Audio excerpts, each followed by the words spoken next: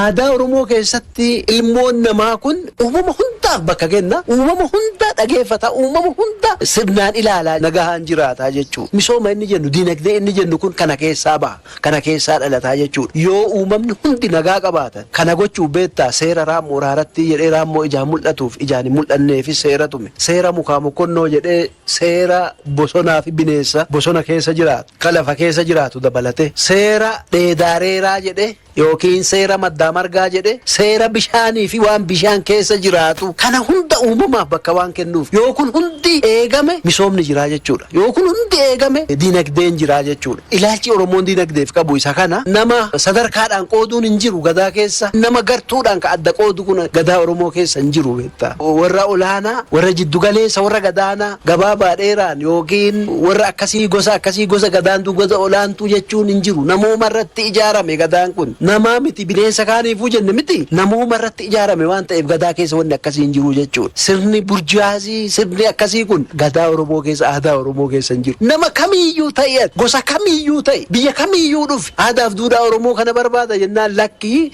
ati gosa kanaa gosi kun gadaatti makamuu hin danda'u jedhee ofirraan deebisu. Sirriitti hubatamuu qaba.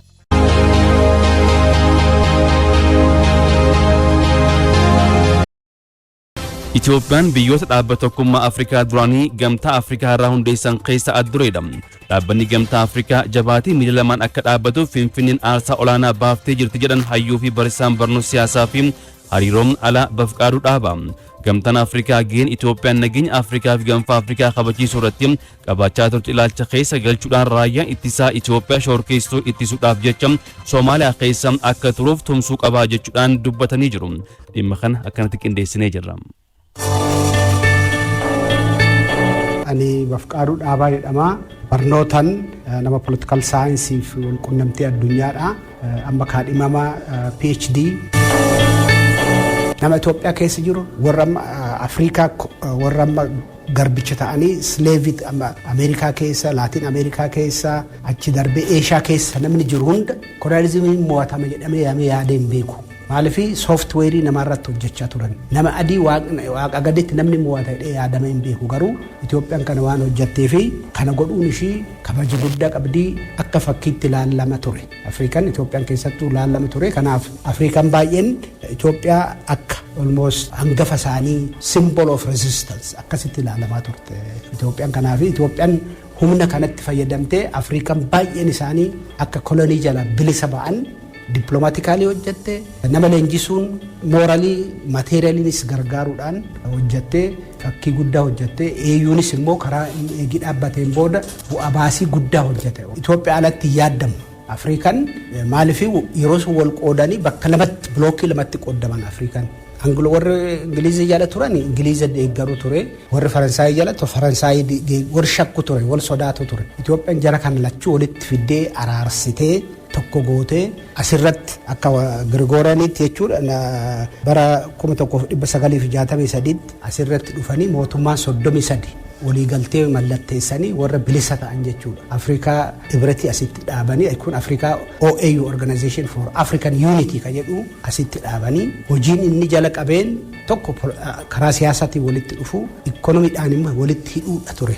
Ilaalchi isaanii inni biraa guddaan immoo kolonializimii kana faccisanii biyya keessa balleessu, niyoo kolonializimiinis ammas akka deebi'ee hunda nooranne godhuu ture. Kanaaf Zimbabwe anu akka dhalataa tokkootti beeka. Itoophiyaan asitti fiddee Zimbabwe amma bakkee dirree gafarsaa kanarratti leenjisaa turte Itoophiyaan. Itoophiyaan asitti leenjistee asii warra leenjifaman deemanii lolanii waraana irratti warra front line countries jedhamutti ture. Tanzaaniyaa achiin boodatti immoo Mozambique, Angola warra kan hunda asitti leenjifamanii deebi'anii akka isaan lolanii bilisa argatan bu'aa baay'ee guddaa baasa Itoophiyaan.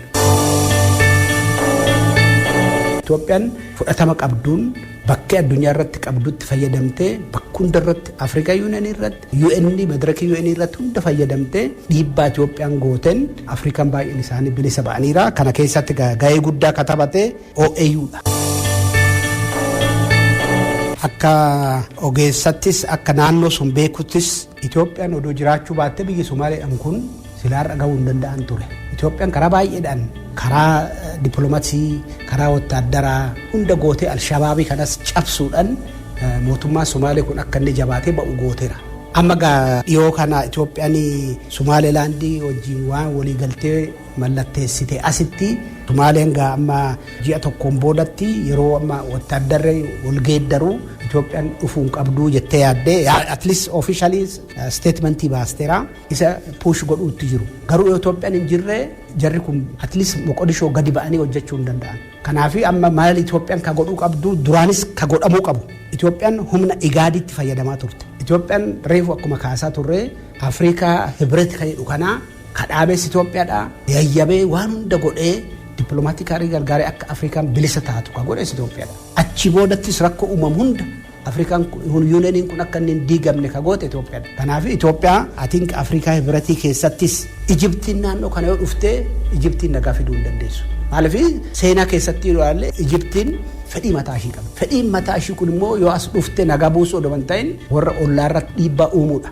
inni immoo Itoophiyaan gaafa Afrikaa keessatti jiddu galeettiidha Itoophiyaan ummanni Somaalii Itoophiyaa keessa jira achis asis jira ummanni Boorana Itoophiyaa keessa Keeniyaa keessa jira ummanni Saawus Sudaanii keessa jira Itoophiyaa keessa jira naannoo kan hunda Eertiraa keessas Jibuutii keessas hunda jira kanaaf Itoophiyaan nagaan taatu taanaan gaafa Afrikaa kun almost Afrikaan akka jirutti nagaa ta'uu hin danda'u warra amma Lake Region jedhan sun rakkoo mataa isaanii qabu Itoophiyaadha dippiloomaatiikaalii baay'ina qabduunis humna qabduunis addunyaa keessatti bakkee qabdu at least waan kabajamtuuf humna Itoophiyaa kanatti fayyadamee Itoophiyaan bakkee addunyaa irratti almost New York Brussels ta'anii addunyaa irratti third diplomatic seat in the world political capital of African Union Economic Commission for Africa addunyaa irra bakka hunda institutioniin kun ka jiru Itoophiyaa keessa kanaaf Itoophiyaan rakkoon tokko asitti uumame jechuun Afrikaan akka Afrikattis rakkoo keessa seenuu dandeessi kanaaf waan amma jiru kan at least sirriitti nama hubachiisuu danda'u keessattuu dippiloomaatonni Itoophiyaa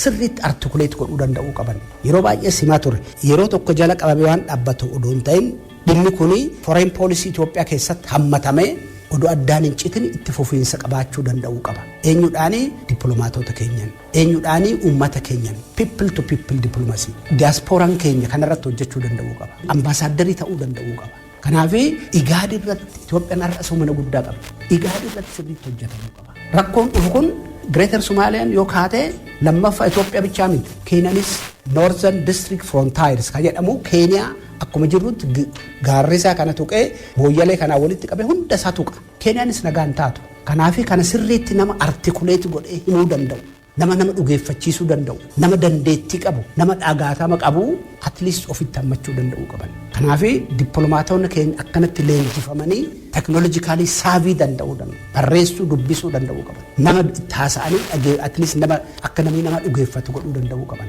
kanaaf Awurooppaa Hibretiin jira EU'n jira China Raashaan jira at least yaada Itoophiyaan qabdu kana sirriitti ibsee adeemsa amma godhamuutti jiru kun akka inni ta'uu hin dandeenye godhamuu qaba tokko gamtaan atuu yoo annagaa ta'es jiraattadha jedhamee itti himamuu qaba unequivocally Itoophiyaa yoo hin jirre Afrikaan hin jiru maaliif Lake Regioniin rakkoo mataa isaa keessa jira nagaan hin jiru Itoophiyaadha ka biyya kan hunda walitti hammatee nagaadhaan eegee har'aan gahe maaliif Ameerikaa wajjin golii taatee michuu taatee naannoo kana eeguu irratti bu'aa guddaa buusaa turte kanaaf eeyyuu ofii jettu sooddo ofii jettu mi'aayidha yoo an nagaan hin jiraanne atis jiraachuu hin dandeessu kanaaf fedhiin Ijiptii akkuma jedhame nagaa eegsisuu odoo hin ta'in naannoo kanarratti rakkoo uumuudha fakkii kun akkana fedhii isaanii amma isaan bishaan amma renaissance daamii keenya kanarratti fedhii mataa isaanii qaban dhiibbaa Itoophiyaa irratti uumuu barbaadan dhiibbaa kana fagoo ta'anii waan dhiibbaa uumuu dadhabaniif asitti immoo ollaa keessa galanii rakkoo kana babal'isuu barbaadu kanaaf kana sirriitti artikuleet godhee nama